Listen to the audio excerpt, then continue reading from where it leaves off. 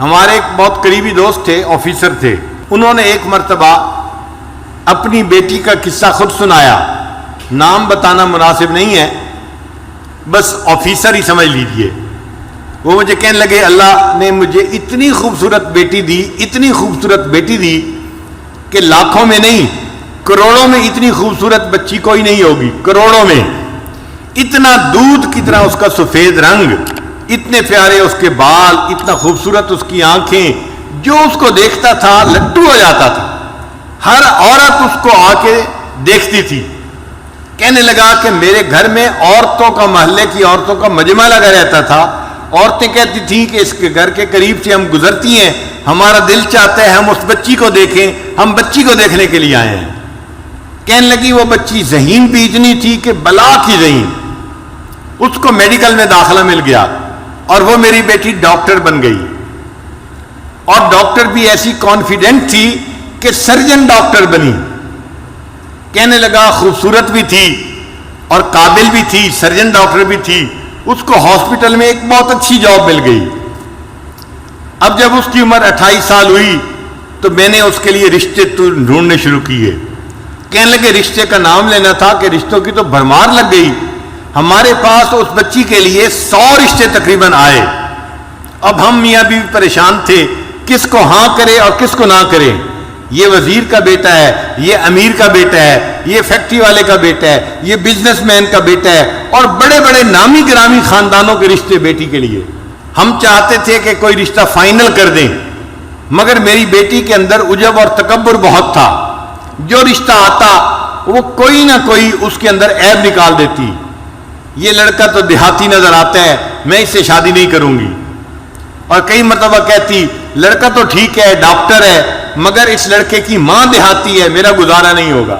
لڑکے کی ماں دیہاتی ہے، اس پہ رشتہ نہ کر دیتی۔ کہنے لگے کہ 2-4 سال تو اسی طرح گزر گئے، روز کا کام تھا، رشتے آتے اور بچی نہ کر دیتی، اور ہمیں رشتے پسند بھی آتے کہ لڑکا سمجھدار ہوتا، تعلیم یافتہ ہوتا، اور اچھا اس کا کام کاروبار ہوتا، مال پیسے والا ہوتا، سارے وسائل اس کے پاس ہوتے، مگر بچی کا دل مطمئن ہی نہیں ہوتا تھا۔ اور جب ہم اسے کہتے کہ بیٹی رشتہ تو اچھا ہے، تو بیٹی آگے سے جواب دیتی ان رشتوں کا کیا، یہ تو سینکڑوں رشتے جو ہے آ سکتے ہیں، ان کا کیا ہے۔ کہنے لگے کہ 3-4 سال کے بعد اس کی عمر 34 سال ہو گئی، اب رشتے آنے ذرا کم ہو گئے، مگر بچی کو پھر بھی یقین تھا کہ میرے لیے ضرور اچھا رشتہ آئے گا۔ رشتے والوں کو آخر کیا چاہیے جو میرے پاس نہیں ہے؟ اس کو ناز تھا اپنے حسن پہ، اپنی تعلیم پہ، اپنی سمجھداری پہ۔ کہنے لگا کہ پھر اس کے تکبر کی وجہ سے ایک عذاب آیا۔ باپ اپنی بیٹی کا واقعہ خود سنا رہا ہے، کہتے کہ میری بیٹی کے اوپر عذاب آیا، اس نے کسی مریض کی سرجری کی، اور سرجری کرنے کی وجہ سے اس کو کوئی ایسا انفیکشن ہوا کہ میری بیٹی کے ہاتھوں کی جو جلد تھی وہ ساری کی ساری ایسے ہو گئی جیسے مردہ ہوتی ہے، کسی بوڑھے کی ہوتی ہے۔ اب بچی خوبصورت ہے، نوجوان ہے، مگر دونوں ہاتھوں کی جلد جو ہے وہ ایسے ہے جیسے کوئی 90 سال کا بوڑھا ہوتا ہے، ہاتھ بدنما بن گئے۔ اب وہ اپنے ہاتھوں کو ظاہر بھی نہیں کرتی تھی، اب رشتہ دیکھنے والے آتے تو وہ ان کے سامنے آتی تو اپنے ہاتھوں کو اپنے دوپٹے میں چھپاتی تھی، تو لوگ بھی پریشان ہوتے کہ یہ ہاتھ کیوں نہیں دکھا رہی، اور جس کی نظر پڑ جاتی تھی ہاتھوں پہ وہ رشتہ جو ہے ریجیکٹ کر کے چلے جاتے تھے۔ اب جب رشتے ریجیکٹ ہونے لگے تو میری بیٹی کو فکر لاحق ہوئی، کہنے لگا کہ پھر پریشان ہوئی، مجھے کہتی ابو آپ کوئی رشتہ سلیکٹ کر لیں، اب میری عمر 36 سال ہو گئی ہے، لیکن جس سے رشتہ کرنے کی ہم کوشش کرتے وہ ویسے لڑکی کو دیکھتے تو پسند کرتے تھے، جب اس کے دونوں ہاتھوں کو دیکھتے تھے تو ریجیکٹ کر دیتے تھے۔ ساس نہیں مانتی تھی، نند نہیں مانتی تھی، لڑکا نہیں مانتا تھا، ہم ایسی لڑکی سے شادی نہیں کر سکتے، ہو سکتا ہے بیماری بڑھ جائے اور پورے جسم کی جلد ایسی بن جائے، ہم اس لڑکی کے ساتھ کیسے گزارا کریں گے۔ کہنے لگے کہ پھر ایسا وقت آیا کہ رشتے آنے ہی بند ہو گئے۔ کہتے ہیں کہ میں باپ ہوں، اپنی بیٹی کی بات بتا رہا ہوں، ایک ایسا وقت آیا وہ میری بیٹی جو نماز نہیں پڑھتی تھی وہ رات کو تہجد پڑھتی تھی اور اس کے آنسوؤں سے مسلح تر ہو جاتا تھا، وہ اللہ سے اپنے لیے بہتر رشتہ مانگتی تھی اور رشتہ نہیں ملتا تھا۔ میں نے اپنی بیٹی کو جو ذلیل ہوتے دیکھا تو میں باپ ہو کے بتا رہا ہوں کہ واقعی انسان گناہ کرتا ہے اس کی سزا آخرت میں تو اس کو ملے گی ہی صحیح، اللہ تعالیٰ دنیا میں بھی اس کی سزا بندے کو دے دیتے ہیں۔ ایسا اس کا تکبر ٹوٹا کہ ایک دن مجھے کہنے لگی ابو آپ کسی ریڑھی والی سے ہی میری شادی کر دیں، اب تو میری عمر 40 کے قریب ہونے لگ گئی ہے۔ اب وہ ڈاکٹر جس کو اپنے حسن پہ ناز تھا، جو سمجھتی تھی میں حور پری ہوں اور کروڑوں میں میری جیسی کوئی خوبصورت نہیں، وہ بچی اپنے باپ کو کہہ رہی ہے بھلے کسی ریڑھی والی سے ہی اب میری شادی کر دیں، میری عمر 40 سال ہونے کو ہے۔ تو گناہوں کی سزا مختلف شکلوں میں ملتی ہے، ان میں سے ایک شکل بیماری بھی ہوتی ہے، اور ایک شکل ہوتی ہے کہ انسان کو اللہ تعالیٰ لوگوں میں بے عزت کر دیتے ہیں، لوگوں کے دل سے اس کی عزت نکال دیتے ہیں۔ وَمَن يُهِنِ اللَّهُ فَمَا لَهُ مِن مُكْرِمٍ، اور جسے اللہ ذلیل کرنے پہ آتے ہیں اسے عزت دینے والا کوئی نہیں ہوتا۔ ایک آفیسر تھا 21 گریڈ کا، 21 گریڈ کا آفیسر بڑا آفیسر ہوتا ہے، یہ ڈپٹی کمشنر سے بھی اونچے گریڈ کا بندہ ہوتا ہے، یوں سمجھ لیں برابر کے گریڈ کا۔ وہ رشوت لیتا تھا اور مال پیسہ اس کے پاس بہت تھا۔ اس کی ذرا کہانی سن لیجئے، یہ حقیقی کہانی ہے۔ اس بندے نے ایک کالونی کے اندر پلاٹ خریدا اور بہترین گھر بنایا، پھر وہ اپنے گھر کے اندر شفٹ ہو گیا۔ جب گھر کے اندر شفٹ ہوا تب اس کو پتا چلا کہ گھر کے بالکل ساتھ مسجد تھی اور مسجد کی اذان کی آواز اس کے گھر میں آتی تھی۔ اب جو نیک بندہ ہے وہ تو خوش ہوتا ہے کہ مسجد کا پڑوس مل گیا، جو فسق و فجور میں پڑا ہوتا ہے، بے نمازی ہوتا ہے، اس کو مسجد کا پڑوس نہیں چاہیے ہوتا۔ چنانچہ یہ رات کو سویا ہوا تھا، مؤذن نے فجر کی اذان دی، اس کی آنکھ کھل گئی۔ اب اس کو بڑا غصہ آیا کہ اس نے میری نیند خراب کر دی۔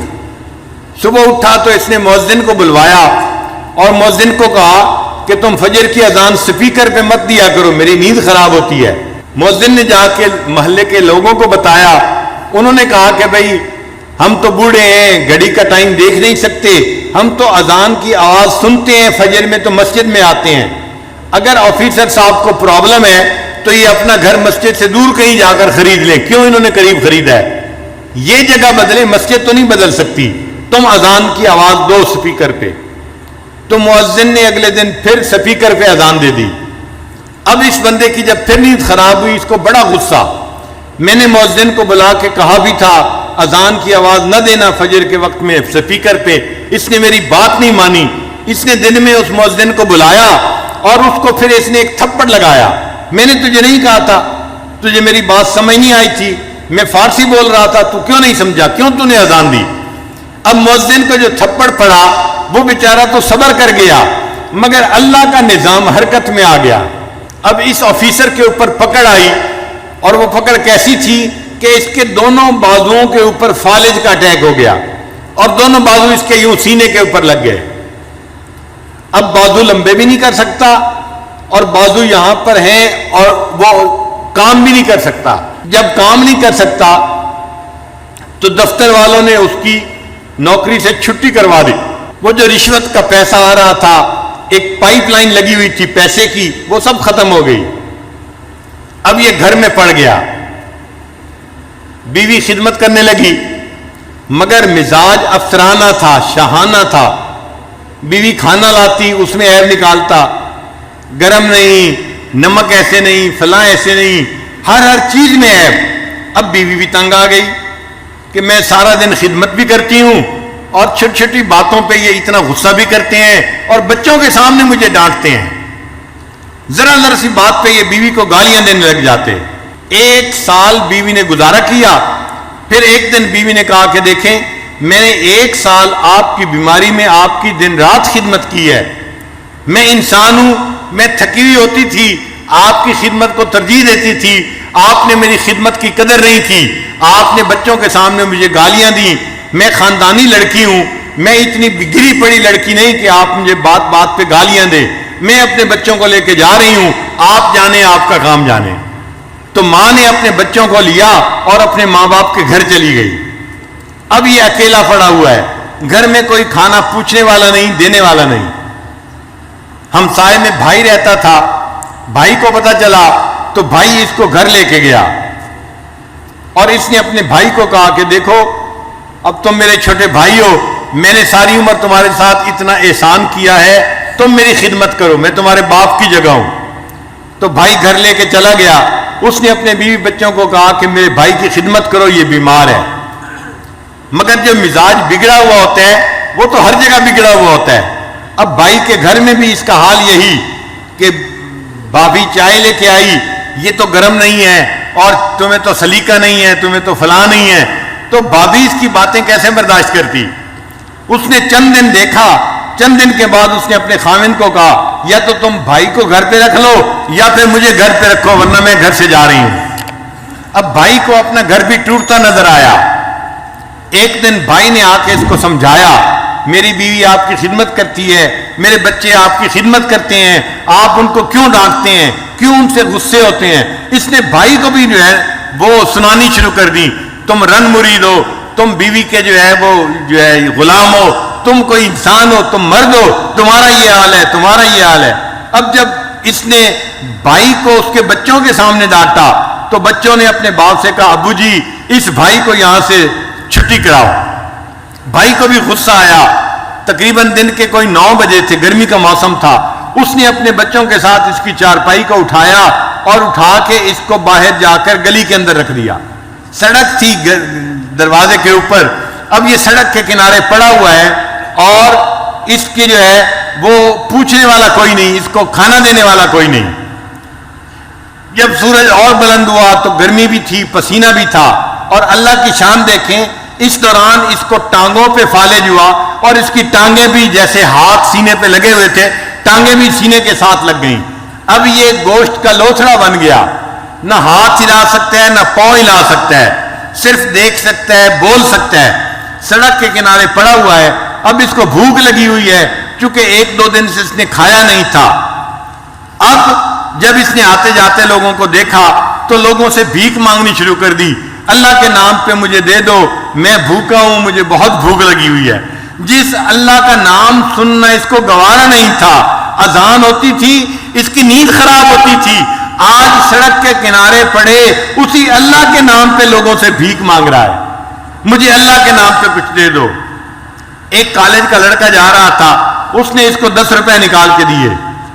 یہ کہنے لگا بچہ میں اس 10 روپے کا کیا کروں گا، نہ میں چل سکتا ہوں نہ آ جا سکتا ہوں، مجھے تو بھوک لگی ہے، روٹی لا کے دو۔ اس نے روٹی قریب سے خریدی اور لا کے دی۔ جب روٹی لا کے دی اس نے تو یہ کہنے لگا کہ میں اپنے ہاتھ سے تو روٹی توڑ کے کھا نہیں سکتا، آپ پلیز مجھے روٹی کھلا بھی دیں۔ وہ لڑکا کہنے لگا مجھے تو کالج جانا ہے اور دیر ہو رہی ہے، میں نے روٹی لا کے دے دی، اب کھلانے کا ٹائم تو میرے پاس نہیں ہے، میں یہ روٹی رکھ کے جا رہا ہوں۔ جب اس نے روٹی زمین کے اوپر رکھی تو یہ سوچنے لگا کہ زمین پہ رکھی روٹی تو میں اٹھا کے کھا نہیں سکتا، نہ ہاتھ کام کرتے ہیں نہ پاؤں کام کرتے ہیں۔ تو یہ اس لڑکے کو کہنے لگا زمین پہ روٹی نہ رکھیں، مجھے پکڑا دیں۔ اس نے ہاتھ میں پکڑانی چاہی، اس کے ہاتھ کی انگلیاں ہلتی نہیں تھی، یہ ہاتھ میں روٹی نہیں پکڑ سکا۔ پھر کہنے لگا اچھا تم مجھے میرے پاؤں میں روٹی پکڑا دو۔ اس نوجوان نے اس کے جو پاؤں تھے سینے کے اوپر رکھے ہوئے، اس کے انگوٹھے اور انگلی کے درمیان روٹی ڈال دی اور اس نے اس کو تھوڑا سا گرپ کر لیا۔ اب پاؤں سے روٹی پکڑی ہوئی ہے اور منہ سے نوچ کے اس کو کھا رہا ہے۔ جس اللہ کی نافرمانی کرتا تھا اس اللہ نے دکھا دیا، دیکھو جب میری سزا آتی ہے تم سڑک کے کنارے کتے کی طرح اپنے پاؤں سے روٹی پکڑ کے منہ سے نوچ کے کھاؤ گے۔ یہ وہ آفیسر تھا جس کی بڑی عزت تھی، بڑا مال تھا، بڑا اس کا مکان تھا، بڑی گاڑی تھی، اور آج سڑک کے کنارے پاؤں کی انگلیوں کے درمیان روٹی پکڑ کے یہ اپنے منہ سے اس روٹی کو نوچ کے کھا رہا ہے۔